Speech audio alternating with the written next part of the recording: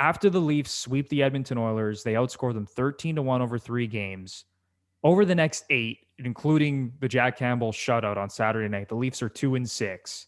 But you look at those 8 games, Lepore, and the Leafs have controlled the play in most of those games. Oh, yeah. If they get even decent goaltending, like their goaltending, they were getting like a 950, 960 save percentage over that stretch. Like, that's just unacceptable. That's really, really bad. If they get just average, middle-of-the-road goaltending, they probably have a 500 record, if not better, over that stretch. So what's your whole take on kind of what we've seen from the Leafs since that Oilers sweep? And I know a lot of Leaf fans have pressed the panic button, but I think the ones that are kind of zooming out and looking at the big picture understand that the main issue has been the goaltending.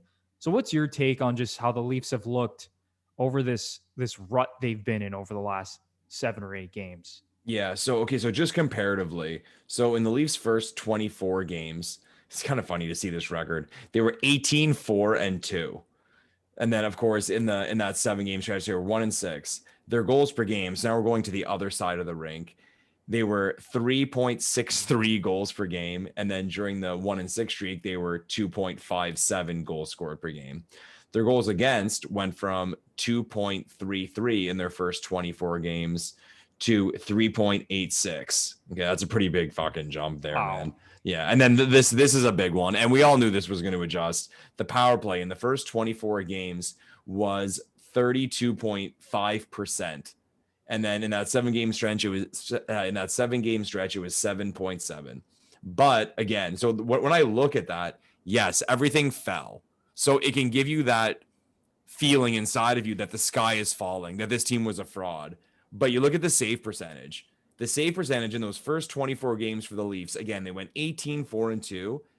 Their goalies were putting up a 9.18, which is dead on the nose league average. So this team was winning games at a historical rate with average goaltending. Like we see quite often, teams will go on these crazy runs and you look at it and it's like, oh, their goalies are at a 9.45 save percentage. That's going to adjust. And the team's going to lose 10 in a row at some point. It's all going to even out. But the save percentage during those that 7-game stretch of the 1-6 was 8.58. That's just brutal. That's just fucking brutal. That's like falling off a cliff. Yeah, like that's not NHL. You could give me my AHL backup goalie and I expect better than 8.58 goaltending. So when I look at that, when I look at those first 24 games and those numbers compared to that 7-game stretch, what I see, and trying to be as broad as possible and look at everything, I see, things came down to reality a bit for the Leafs. Their power play wasn't going to go at a 35% clip the entire year. Yeah, there's no way. We knew that. We knew that, even their goals altogether were going to slightly drop. But that save percentage, again, they didn't have an incredible save percentage during those 24 games. So if they just would have had average goaltending during that 7-game stretch, it's 7 games. They go 1-6. Maybe they go 3-3-1.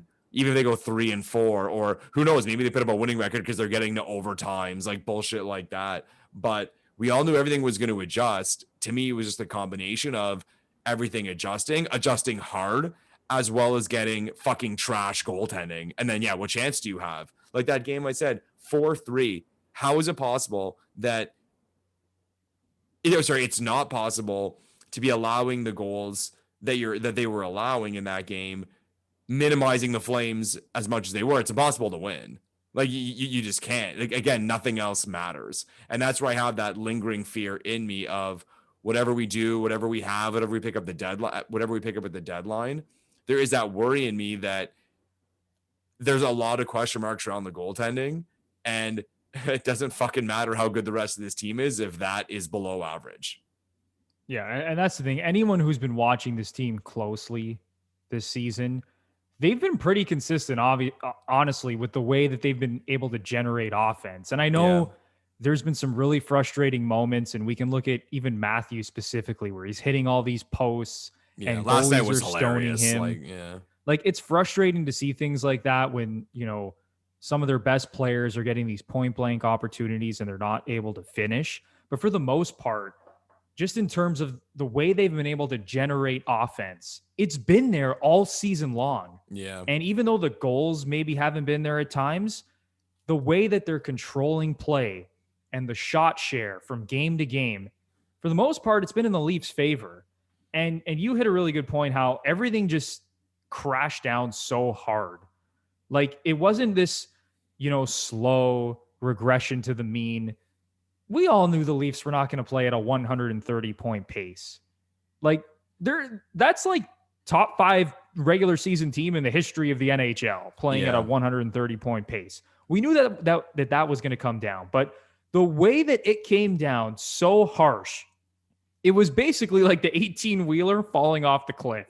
Yeah, but with a good team, not a really bad team that was going the other way. Yeah, you had a good team that was generating all these scoring chances, controlling most of the play, and you ask any of the fans on any of these Canadian teams that the Leafs played over that stretch, and they would say, you know what, the Leafs were the better team, and the one thing that was holding this team back was the goaltending. And it's like you said, when you're getting an 850, an 860 save percentage, I could ask my never mind AHL, I could ask my ECHL goalie to give me a save percentage like that. And it was just so frustrating because you could even see it on the bench too, right? And you see Matthews like breaking his stick in frustration and guys just kind of looking up to the sky. And you hear the quotes after the game. Like I remember Zach Hyman had a quote where he's like, like everything's fine. Like we're playing well. We just got to get back to it the next game. And it was so cliche. You would hear all these cliche quotes game after game. But the thing is, that's actually what was happening. They were playing well for the most part, but the results just weren't there. Well, Spezza said it. Spezza came forward and said it just seems like every time we give up something, their team scores. Like every time. And you mentioned the scoring chances. I have an actual stat for that. Like, listen to this. Like, this is actually impossible. In that 7-game stretch of going 1-6, the Leafs possessed a 63% share of scoring chances. And that ranked during that span, that ranks second in the NHL. But that 858 save percentage was 29th in the NHL. There you go. And there it is. That sums it up. 63% of the scoring chances, second best in the league. But you're in the basement in save percentage. That's all you have to say. There's nothing any team can do. And there's a team specifically that this reminds me of. I believe it was a couple of years ago, the San Jose Sharks. Yeah. They were one of the best teams in the league in terms of all the offensive metrics, their ability to score. But Martin Jones, and listen, Martin Jones, even to this day, has not been very good over the last, 2-3 years. He's been very below average, but there was a season where the Sharks, they were a playoff team, one of the best offensive teams, and they were getting the worst goaltending in the NHL. Yeah. Wasn't he really good the year before too?